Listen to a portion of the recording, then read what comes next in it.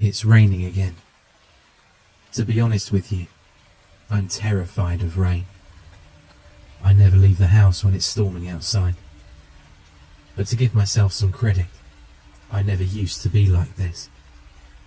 I used to love watching the rain fall from outside the windows. But now, I always have my curtains pulled tight across the edges of the windowsill. I wish I could show you what made me the way I am. Partly to warn you, partly to verify myself. But I can't. I can only tell you my story, like it's some sort of fantasy. As if it's just another bizarre story that deserves to be forgotten in a week. If you see it like that, then that's fine. But I won't forget. I'll never forget. In 2012, I was a 21-year-old college student. I was absolutely madly in love with nature and all things wild. I spent my childhood roaming up and down tree lines, fantasizing about mythical creatures and fantastic monsters. Now there I was in 2012 as an adult, studying forestry with dreams of defending those tree lines and fantasies I held so dear. I was absolutely ecstatic when my professor announced an opportunity for some extra credit. He suggested that we spend a few days of our upcoming break walking along some trails and paths to remind ourselves why we were doing what we were doing. As an avid hiker, I knew of a hiking trail a few hours over from our town that offered plenty of room to walk, with very little crowding. The only ones who really walked more than a few minutes down the trail were the park rangers, and the chances of seeing one of them on the ever-winding and expanding trails of the forest seemed small. "Hey Lily, want to take a trip down to the preserve with me?" I asked, as the bell finished tolling, signalling the end of the school day. The girl next to me, Lily, was a quiet and sweet girl.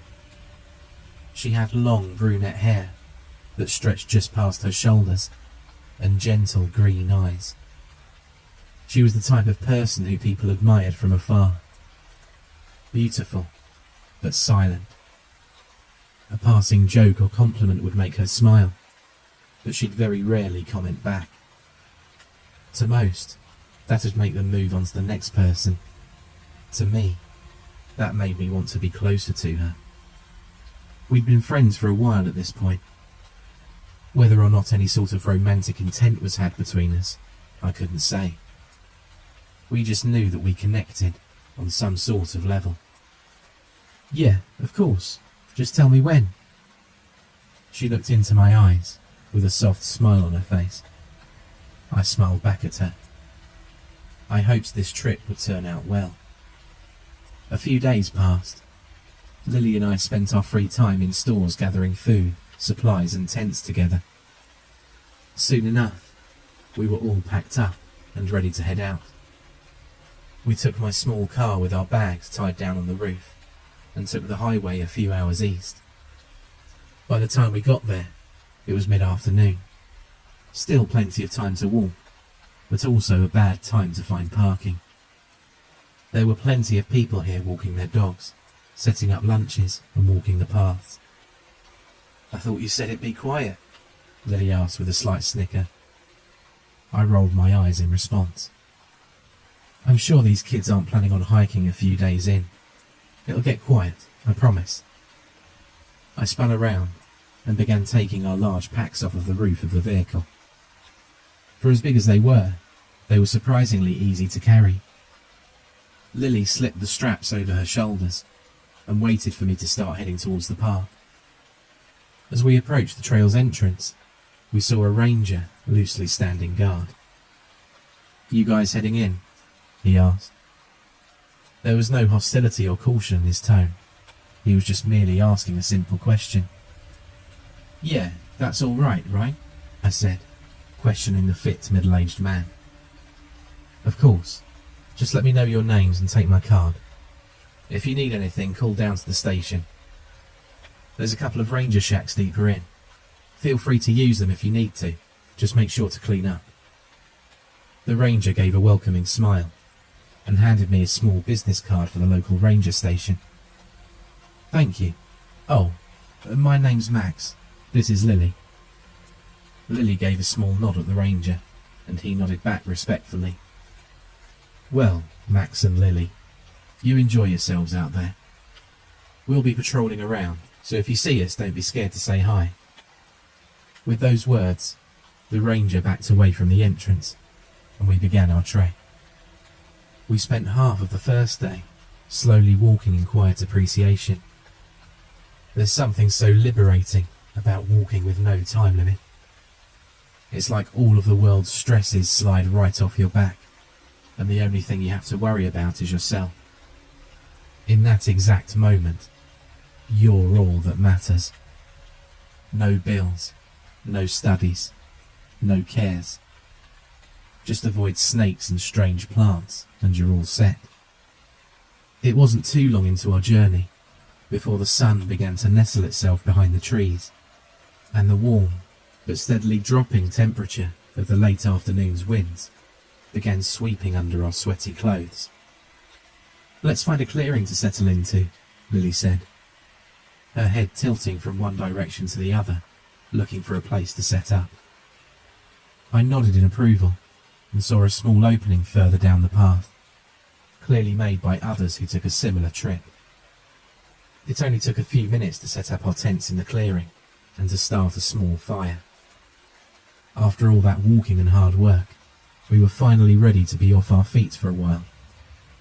Lily plopped herself down on the opposite side of the fire I was sitting at and pulled out a granola bar to eat.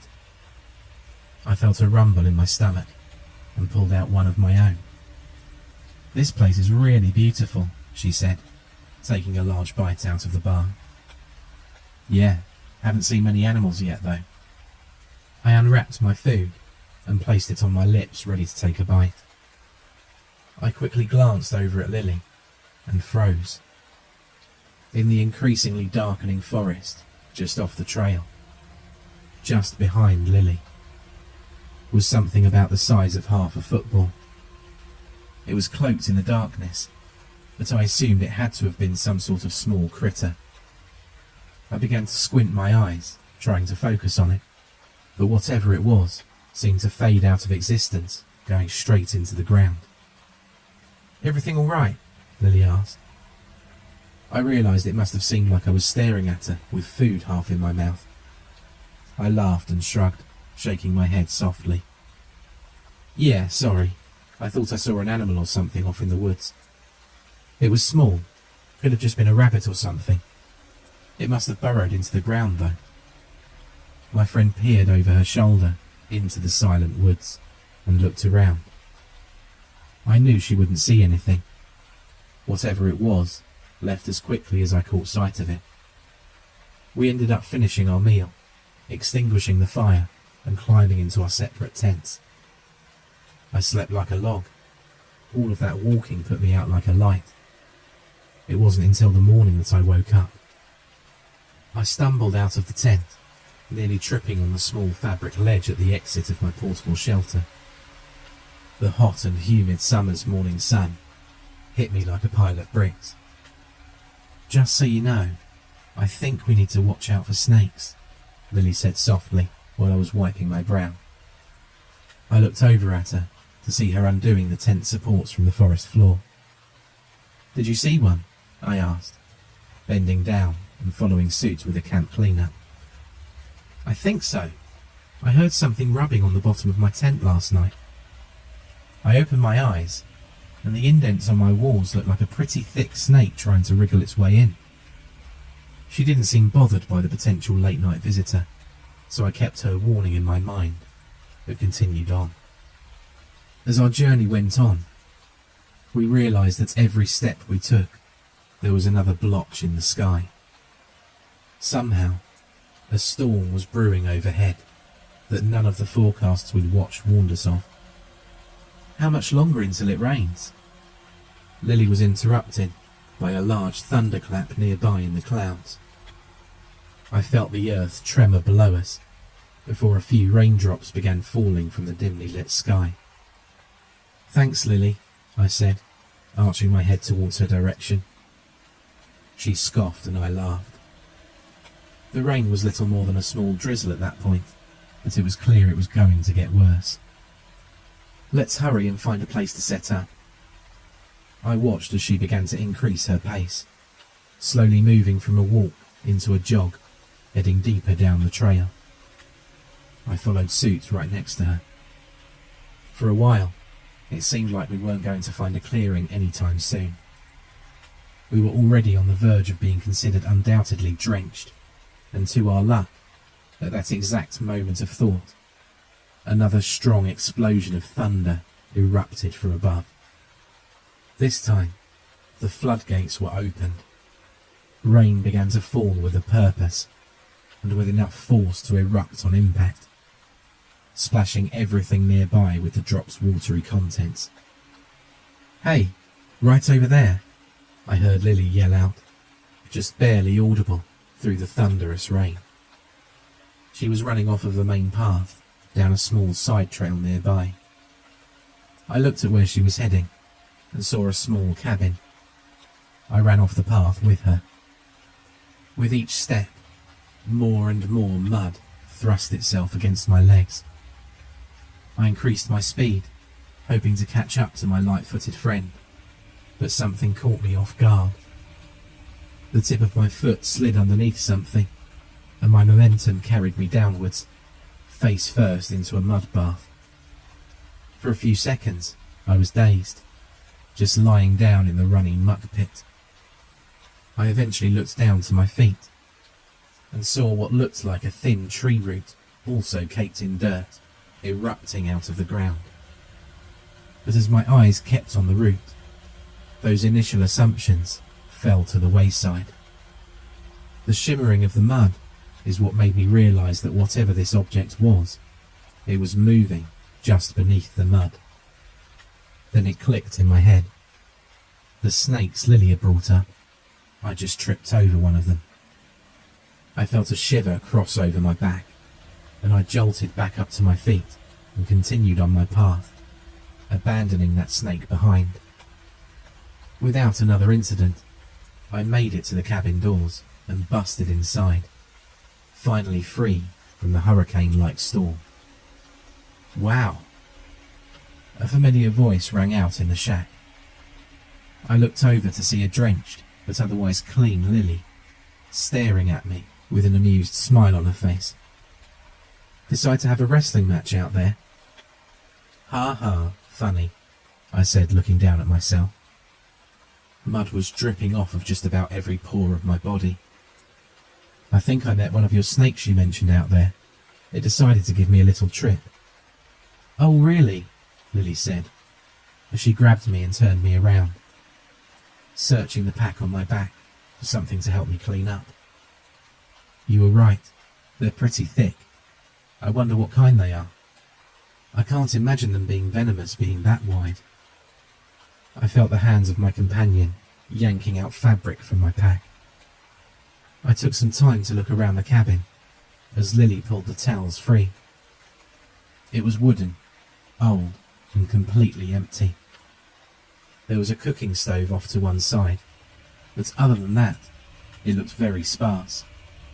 Clearly, it was only meant for a quick one-night stay. "Here, get yourself cleaned up." I turned back around and Lily handed me a bundle of towels. I immediately wiped off my face and brow. The dirt was already starting to dry and stick to my skin. "Thanks," I replied to her as she began setting up her things. I put my pack down against the door and walked over to a window, still wiping myself down. I watched as the rain continued its assault on the earth, the dirt running like rivers down the valleys and trails, both natural and man-made. "It looks terrible outside," I remarked. I heard a small groan of acknowledgement come from behind me. I let my eyes trail over the forested wetland, over to the path we took to get up here. My body locked up when I saw something right where I tripped. Something was protruding from the ground like a small pillar. I rubbed the inside of the window fruitlessly to clear off the fog and obstructing rain. I could barely make out what looked like a thick, partially submerged branch, broken off on one end, with small twigs splintering off skyward. "Hey, come and look at this," I called out to Lily, who was still fondling around with her bags. "Is it the snake?" she asked, rising to her feet. "I don't think so. It looks weird though."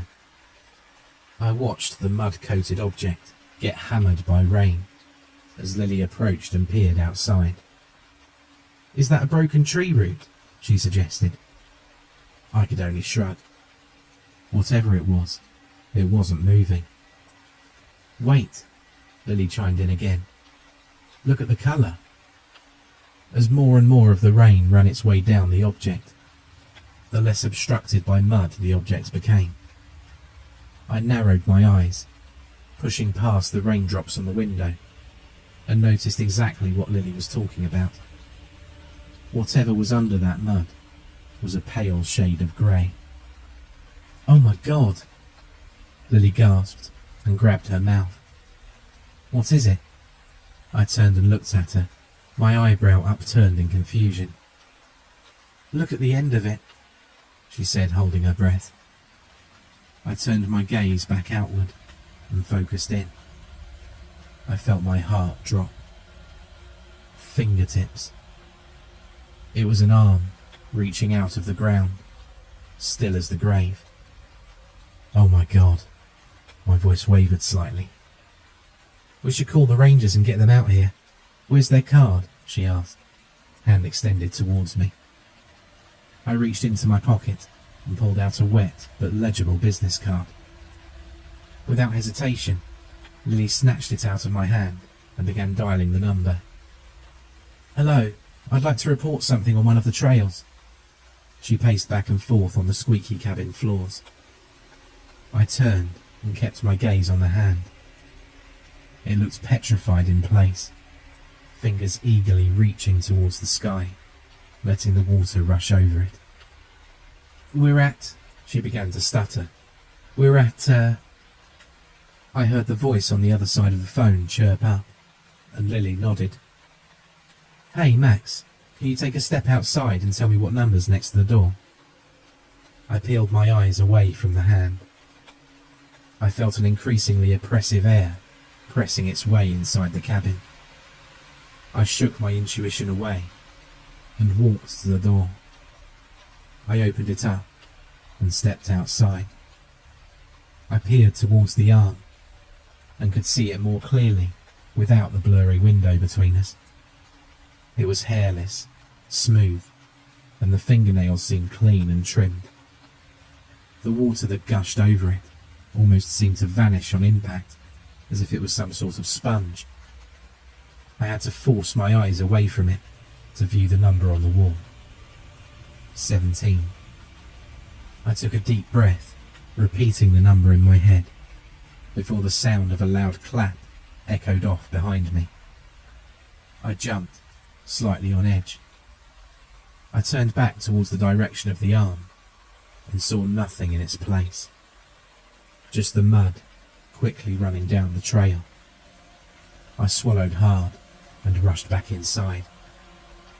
"The number's 17, but I think the arm fell back into the mud. It's not there anymore." Lily's eyes went wide as she relayed that information over to the dispatcher. It wasn't too long until she pulled the phone away from her ear and hung up.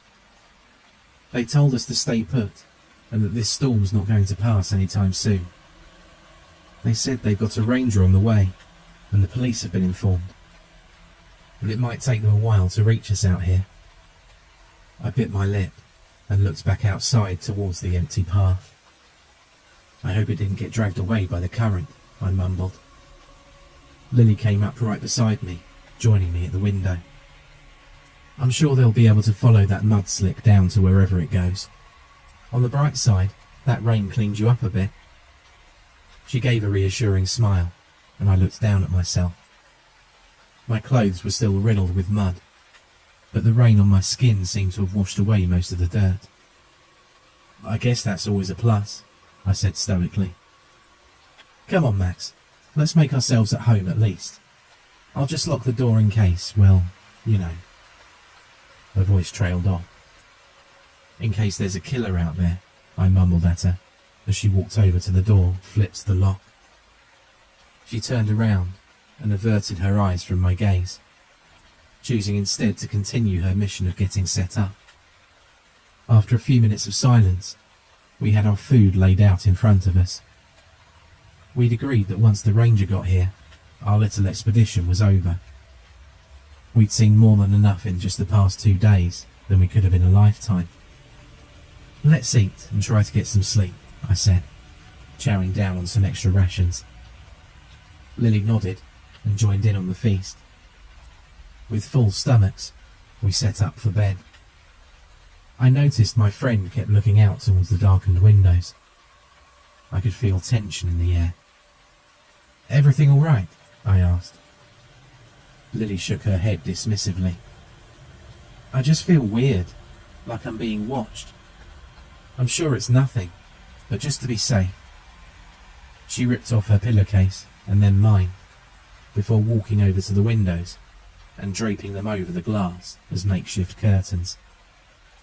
I just don't want anything looking in at us while we sleep.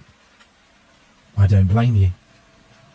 I made my way to my bedroll and caseless pillow before lying down, trying to get comfortable. Lily did the same. It was a few hours into the night before I heard Lily's hushed voice. Max, wake up. Do you hear that? I opened my eyes less groggy than I expected and met Lily's gaze. She was staring at the wooden door of the cabin. I spent a few seconds watching the door before I lightly saw the handle jiggle. Someone was trying to get in. What do we do? Lily asked. I was speechless. Maybe it's the... Our whispered conversation was interrupted by a loud knocking coming from the other side of the wooden door. I jumped to my feet. It's got to be the cops. I began my slow, meticulous walk to the door. Who's out there? Silence. Hello? I yelled again. Abruptly, the banging started again, loud enough to drown out my voice. I took a step back from the door and kneeled close to the ground. Each impact on the door rocked the wooden frames of the small cabin. I watched as one of the pillowcase curtains began to slowly slip off the window. No, Lily whispered, tears in her eyes. I rushed over to the window just as the fabric fell and was met face to face with the darkness outside. The banging on the door stopped suddenly. I very carefully kneeled down and grabbed the fabric in my hands to toss back over the window. Thud. Appearing out of the darkness was the palm of a hand. It slapped the window with a heavy force. I could only see the pale palm in the shroud of blackness outside. I quickly threw the pillowcase back on the window and backed up to Lily.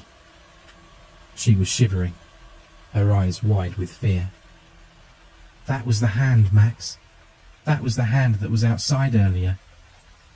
I felt my heart drop into my stomach. I wrapped my arms around Lily, for as much my comfort as hers. The wet palm of the hand kept slapping against the glass. I could hear ripples of cracks spreading along the window pane. I squeezed onto Lily as she balled up and kept my eyes focused on the pillowcase covering the glass, hoping it wouldn't fall and expose that lifeless arm again. With one last thud, it stopped. A light shone through the fabric of the window, mere seconds after the attack halted. I could hear the struggling sounds of wheels rolling up towards the cabin. I let out a sigh and a prayer that the Rangers had finally made it. With the sounds of the wheels stopping just a few yards away, I finally heard a voice call out from the void outside. "Lily? Max? You in there?" The voice sounded familiar. It was the ranger from the day prior. I slid to my feet, dragging Lily with me. "Yeah, we're inside, but someone's out there," I yelled. I rushed over to the door and opened it to see the ranger standing stiff, off in the middle of the small opening in front of the cabin. He was facing us, but the light from his rover, coupled with his hat, covered his body in intense shadows. His body seemed rigid. "Come out of that box, and we'll get you home," the ranger said. His voice seemed different this time, disjointed from his body. I stayed quiet. Something was very wrong here. "Step out of there, now," the voice grumbled, unrecognizable from earlier. "Are you all right?" I called out, a little more than a whisper. "Of course I am. Can't you see my smile?" The ranger tilted his neck backwards. His hat slipped from his skull, which allowed the light from behind him to illuminate his face. His eyes were wide and full of both pain and fear. His lips were quivering in shock. I backed up more into the doorway and watched as two impossibly long fingers trailed their way from behind the ranger's head and made their way across his cheeks to his mouth. They slid inside with little resistance and began pulling his lips outward in a mockingly gruesome smile. Then they kept prying. I watched as his lips strained with the force of the fingers inside of his mouth. His lips became white with the stress placed against them, before a shower of red erupted from his mouth, parting the centres of his lips like sliced meat. "I'm so perfectly happy," a voice called out from just behind the ranger, its voice thick and unnatural. I looked for the source and froze. There, right next to the ranger's feet, was a half-submerged human face dug deeply into the mud. Its black, cold eyes shone from some unknown source. Whatever this was a monster of the strictest definition. Its gaze was so vastly separated from humanity that there was no common ground between us. As I locked eyes with this thing, human in shape and devilled in eyes, I saw the ranger fall into the mud. Just behind his head was a long spider-like arm stretching out of the ground, seemingly changing its size and shape as if it only faintly followed the laws of this reality. The ranger's body twitched and spasmed on the ground as more and more lifeless hands began to slither out from the mud, wrapping their hands around his body. "I was so thirsty, but now I'm so very hungry," the submerged head called out unblinkingly towards me. Without another warning, the ranger's body was ripped under the earth and devoured by the mud. The ground where he was shifted and bubbled over like a small eruption. The creature's eyes stared at me with a deadening gaze. It was observing me. I let out a small chirp from my mouth. Without changing expression, the head effortlessly started gliding through the earth towards the cabin, fingers and arms popping out from the earth around it like fins from a shark. I'd stored enough courage to slam the door shut and lock it before running back over to Lily, who saw the whole thing. "What is that?" she asked, her voice trembling. I shook my head and slumped down next to her. "I don't know." We sat in silence until the sounds of scratching came from below the floorboards. Hundreds of fingers tearing away flesh to the bone, trying to burrow their way upwards. All we could do was sit in the corner furthest away from the windows and pray they didn't get to us. That night, we watched as the floors pulsated upwards and downwards as the foundation began to crumble. Those arms were going to drag us and our wooden coffin downwards into the earth. I didn't know what to do. I sat there as the floor cracked open and mud crept up through the seams of the boards like blood flowing from a vein. I sat waiting to die, but Lily had other plans. She grabbed my hand and yanked me up to my feet. She stared at the door for a split second before sprinting off with me in tow. She burst open the door and ran towards the ranger's vehicle. Luckily for us, the ranger never shut it off before the earth took him down. We both hopped on its seat and zipped off the path back from where we came. I hazarded a glance back towards the cabin to see it crumbling into the ground, but there was something else there. Still half submerged on the path, mere yards away from us, was that unblinking head. Its black eyes shone dead set and emotionless on our escape. We kept driving and driving for God knows how long, until we hit some other rangers who were on a scouting mission up to us and their missing comrade. We told them everything we could, but the looks of disbelief said enough to us. We were labelled as emotionally distressed and unreliable witnesses. The powers that be listed the disappearance of the ranger in the cabin as accidental by case of mudslide. Now, every time it rains, I wonder if somewhere out in the woods, a single head peers out on the trails, waiting for someone to pass by. A million hands waiting just below the surface to drag them down into the earth.